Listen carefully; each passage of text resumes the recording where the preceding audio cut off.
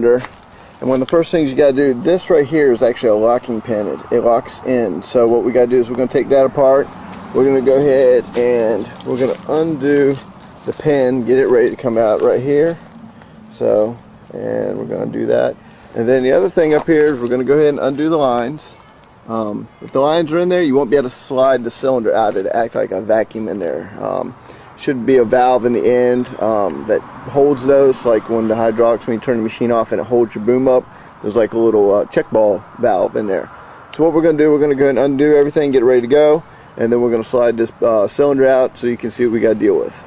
I'm also going to show you how to use your own machine right here to go ahead and unbolt. There's a big giant nut at the very end of the shaft right here, and that's what holds everything in, your packing, your seals and all that stuff. So you have to take that off to get all these pieces off. So we're going to go and take that apart, and let me get this broke down some so you can see what we got to do. Alright, this is what I was telling you about. What I did was I just simply take a decent pipe and I put it through where the actual pin would go. And then what we did was we used a pipe wrench. First we got this free, which had to take out, this is like a retainer right here. It clips in to hold the threads so you can't just, so it don't come undone. And then what we did was we used an 8-foot piece of 2-inch pipe, and we put it on the pipe wrench, and that the first thing we broke free was the cap. And this is where we're leaking. Looks like the O-ring's pretty worn out, but the seal is definitely, I mean, it's gone. So we need a new seal, definitely need the O-rings up here, and then we're gonna see. Now it was working good, and these actually look pretty good. I'm gonna take them with me to the hydraulic shop where I'm gonna pick up the new pieces, but this is considered the packing down here. This is what controls your pistons going in and out of the machine, and these are pretty much more for like, this is where it seals going into the top of the cylinder. This is called a piston right here. This is your cap, and then this is actually considered a dust seal up here, but when they're all trash, that's what was letting it leak out. So let me go ahead, and we use the same exact setup. These things can be 900, 1200 foot-pounds of torque, so we literally use this and an 8-foot pole, broke it free. So now that it's all broke down, what we'll do is and we had the cylinder up in the exact same thing. So it was up in the top right there. That's how we used it to break it free. So I'm going to get the rest of this off, break it down, and then when I get it on the workbench, I'll show you what it looks like going back together, and then we'll reassemble it. And that's pretty much, that's what it is. That's all it is, repacking your cylinder. Alright guys, I got this right here out. They call this the bladder. So the bladder's out so I can change out the seals on the inside. So we have a wiper and a dust seal, which, you know, I call it a wiper, but it's a dust seal. That's the first one that goes in, which is this guy right here. Then you're gonna have a buffer, which the buffer is this one right here. They're like they're like for the backup secondary pressures and stuff like that. They call the poly this one, and that's the one further down, this guy right in this groove down here. So like I said, they call this the gland, and we're going to go ahead and rebuild the gland. Now the piston itself is in pretty good shape. This is the actual piston. So now this is your bottom part right here. They call this a piston. Now these two smaller guys right here, those are actually called bearings. I believe this first guy right here is also a bearing. And what the bearings do is they keep the piston from touching the actual barrel.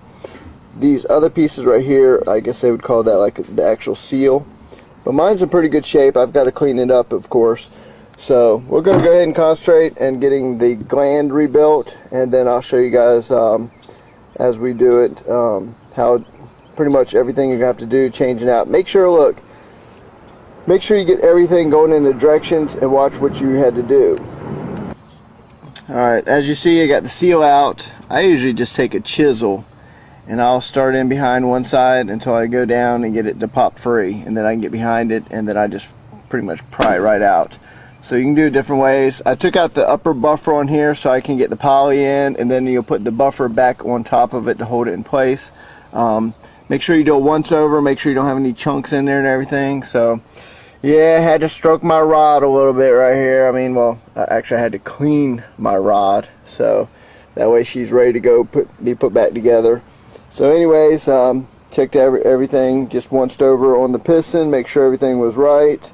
Everything looks good. So we're going to finish putting the poly and the seals and the buffers back in this and get the gland ready to go. Gland goes on first, and then we're going to put the piston, and then we put the nut. So anyway, so we have to finish this guy first. So let me get this done. Once it's finished, I'll cut back to it so you can see real quick, and then I'll put it together and show you how we do it. Now we're going to reverse tighten this by using the rod, a pipe up on the machine, so that way it holds everything in place while we put the big pipe wrench and the 8-foot pole on it, so we can get the torque just right. If you do it on a vise, you can probably do just like we did. We broke the vise, so the machine can handle it, so that's what we're going to use. I'll show you what I'm going to do. Alright, we're back at the machine, and what we went ahead and did was we ran the pin, actually a pipe through the end where the pin would go, and we put the pipe wrench. A lot of times when you get something too big and you don't have the socket size, we use a pipe wrench and a pipe, and we use that to torque it down. And now this one, we got a 3-foot pipe on it with a 2-foot pipe wrench. Now we're probably going to go ahead and put the 8-foot pipe on it and do it one good snug, and then what we'll do is we'll go ahead and put the barrel back on here. But this is pretty much what we do when we're in the field doing the job. Save yourself a ton of money compared to getting the company like here Caterpillar to come out and do this, or getting a hydraulic cylinder place to come out and repair it on site. So we're doing it ourselves. And let me go ahead and get the barrel out and get this torqued down, and then I'll show you the next step. Okay, cylinder's back in there. All we did, we took it from where it was right there and literally lifted the cylinder up and over, put the pin in it. Now what we're going to do is we're going to do the pin down here. We've got to rotate this rod, this right here, so the zerk is up so you can get to it.